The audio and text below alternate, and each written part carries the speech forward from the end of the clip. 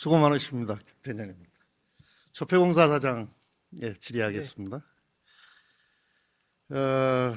지금 조폐공사에서 ESG 경영 신경 많이 쓰고 있죠? 예, 그렇습니다. ESG 경영위원회까지 구성해서 활동을 하고 있는데 어떻게 실적은 좋습니까?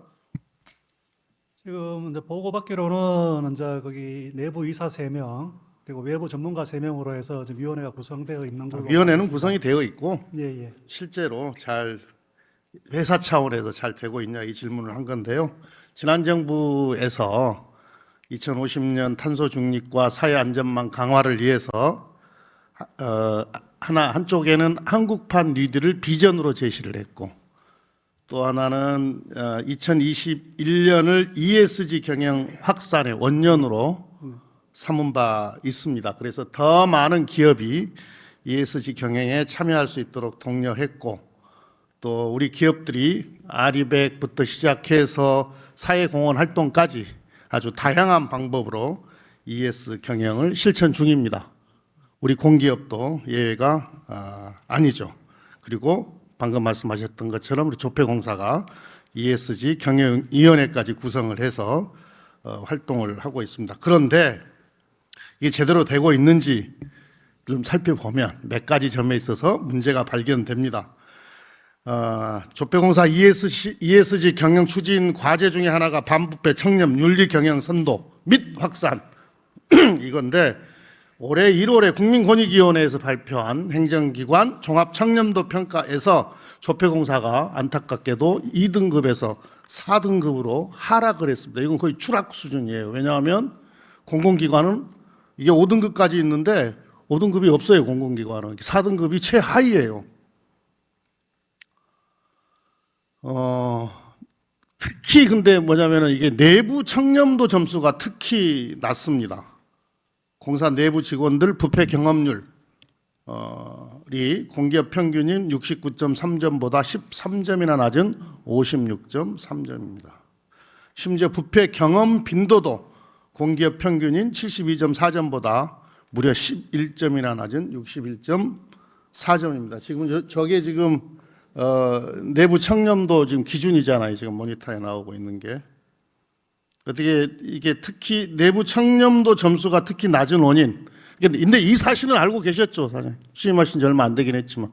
예, 등급이 2등급에서 4등급으로. 그건 알고 계시고 예. 내부 청렴도가 특히 낮다. 이건 파악을 하고 계셨습니까? 예, 청렴도 파악은 알고 있습니다. 그럼 원인도 알고 계셨겠네요. 그 세부 내용까지는 모르고 등급이 떨어졌고 잘 챙겨봐야 되겠다고 생각하고 있었습니다. 아니 지금 오늘 국정감사인데 이 질문 안 나올 거라고 생각하셨어요? 원인이 뭐고 대책은 어떻게 세워야 되겠다. 이 정도는 갖고 나오셨어야죠. 챙겨보시기 바랍니다. 예, 알겠습니다. 그 다음에 좀 뭡니까 이게 심각하다면 심각하고 뭐 심각하지 않다면 심각하지 않을 수도 있는데 조금 아니란 인식들이 좀 보여요. 환경법규 위반 행위가 이게 계속되고 있어요. 이게 2022년 기준으로 수자원공사를 제외하면 21개 준시장형 공기업 중에 환경법규를 위반한 공기업이 조폐공사가 3건 위반으로 유일합니다. 근데 환경법규 위반도 문제인데 이게 뭡니까 이게 반복돼요. 그러니까 바이오패스 보일러 관련 변경 신고 미행 이거 제가 보기에는 이거 조금만 조심하면 될 것 같거든요. 그런데 3번이나 지적을 받습니다. 이게 뭐냐면은 허가증상 표기 용량과 명판에 기재된 용량의 차이. 이걸 이제 몰랐다. 이거고요.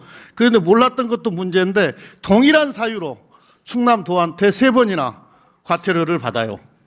처분을 받아요. 아니라잖아요. 몰랐던 것도 문제고 반복되는 것도 문제고. 그 다음에 올해 폐기물 처리 프로그램 입력 이것도 지연했어요.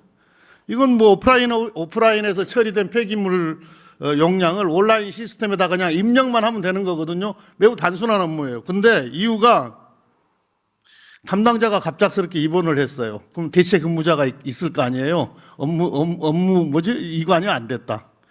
이런 거예요. 업무 전달이 안 됐다 이런 건데 조폐공사가 그렇게 작은 기관이 아니잖아요.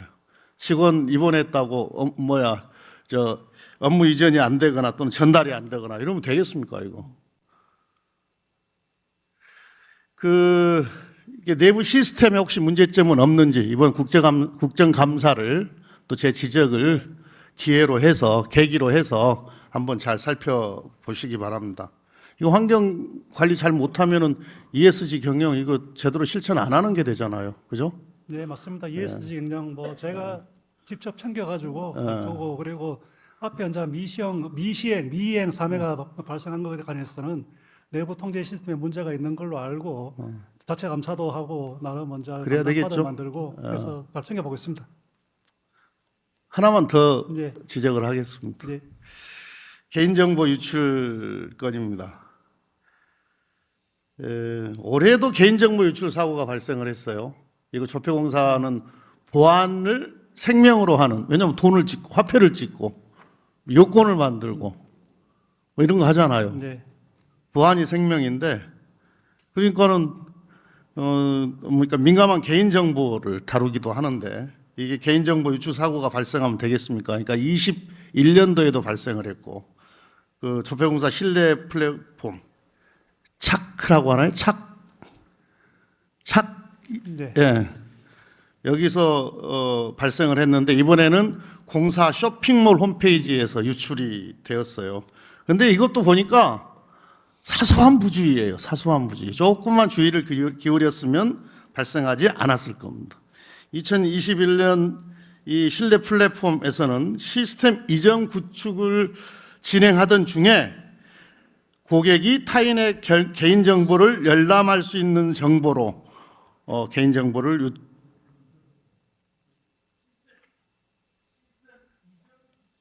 진행 중에 개인정보가 유출됐는데 실제 피해 여부는 확인조차 불가능합니다.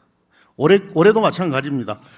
쇼핑몰 프로그램 수정 과정에서 고객이 타인의 정보를 열람할 수 있는 상태로 이게 이전 작업을 한 거죠. 그러니까 개인정보가 유출이 됐죠. 그러니까 2021년에 이런 사고가 발생을 했으면 그래서 제대로 시스템을 갖추었으면 또는 주의를 기울였으면 이런 실수가 반복되지 않겠죠. 그러니까 아까부터 계속 뭔 말씀을 드리는 거냐면은 반복되고 있다 이 말씀을 드리고 있는 겁니다. 이 조폐공사가 화폐 발행, 모바일 신분증, 전자여권 뭐 이런 거 만들잖아요. 무엇보다도 보안이 중요한 그런 회사입니다. 또 그런 분야이기도 하고요. 그래서 지금 조폐공사가 21년 올해 해서 289건의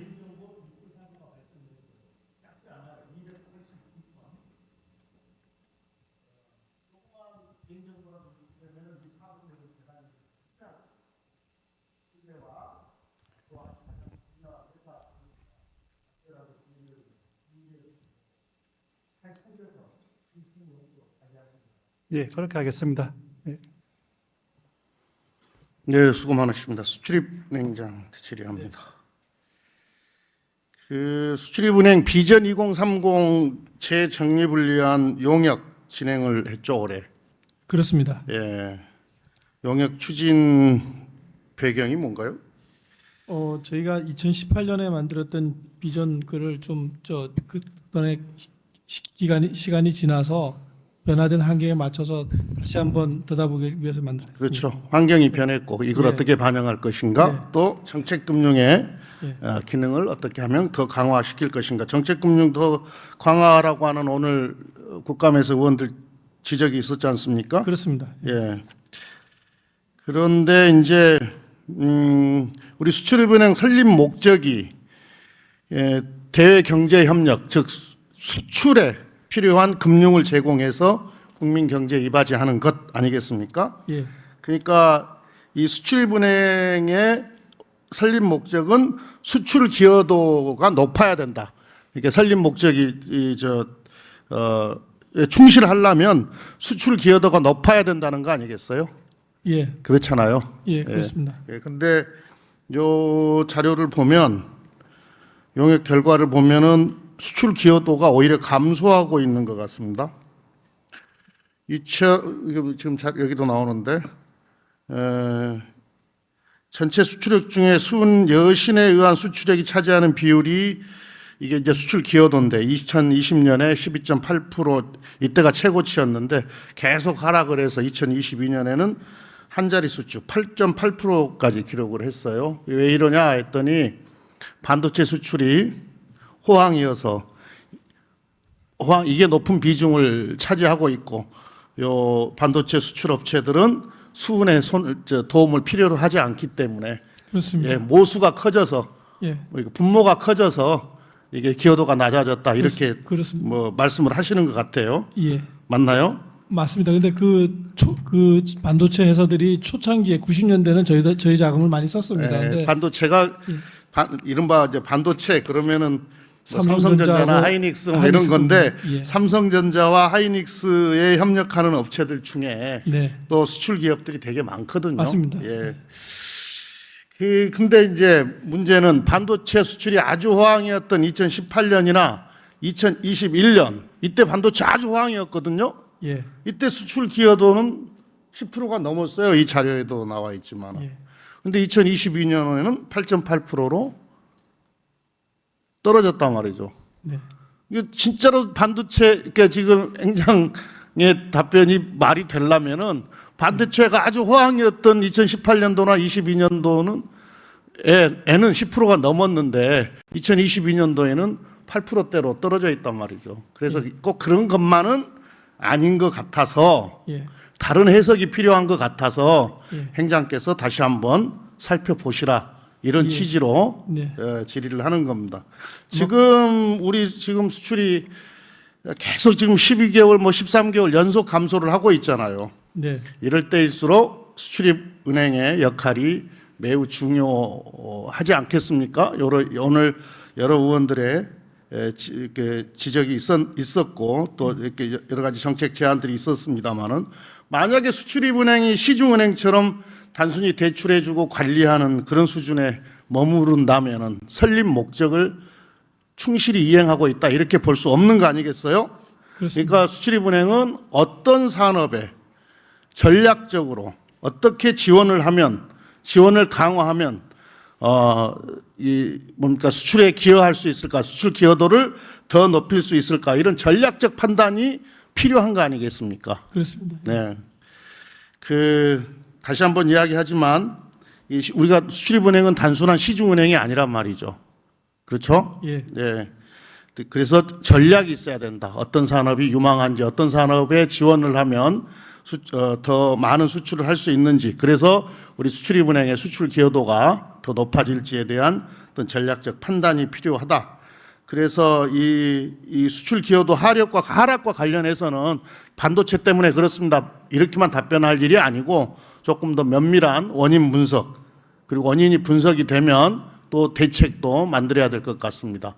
그리고 한 가지 마지막으로 이야기하면 매번 수출입은행의 중소기업 자금 지원이 부실하다, 야가다. 이게 지금 네.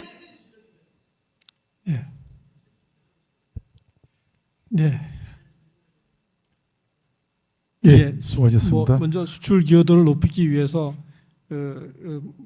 저희가 더 할 수 있는 것을 찾아보겠습니다. 그리고 중소기업 지원 문제도 여러 의원님들이 지적해 주신 게 있어서 저희 제도 내에서 더 개선할 점이 뭐 있는지 끊임없이 개선하던 노력을 하겠습니다. 현장의 얘기를 듣고 그렇게 하겠습니다. 예.